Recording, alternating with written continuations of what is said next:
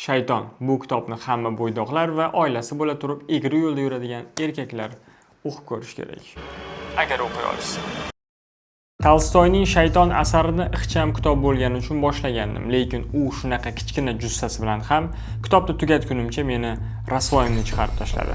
Insonning eng katta dushmani bu uning hissiyotlari. Nega?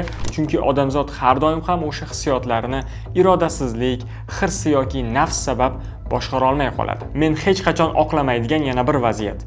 Yosh yigitlik davrimda xato ishlar qilib qo'yganman, hozir bu yo'ldan qaytdim deb gapirib beradigan bitta bo'lsa ham odamni eshitgansiz.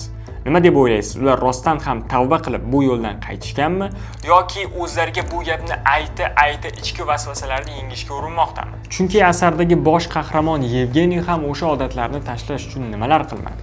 Guldek ayoli farzandi bo'la turib boshqa bir ayolni xayolidan chiqarishga qiynaldi. Ichki shaytoniga, nafsiga, hirsiga qarshi ayovsiz kurashdi. Natijada nima bo'ldi bilasizmi? Qaysi birini aytay? Tolstoy kitobni yakunini 2 marta yozgan. Ya'ni oxirgi bobni 2 xil variantda tugatgan. Qaysi biri sizga qulay bo'lsa, o'shanisi bilan xulosa chiqarasiz.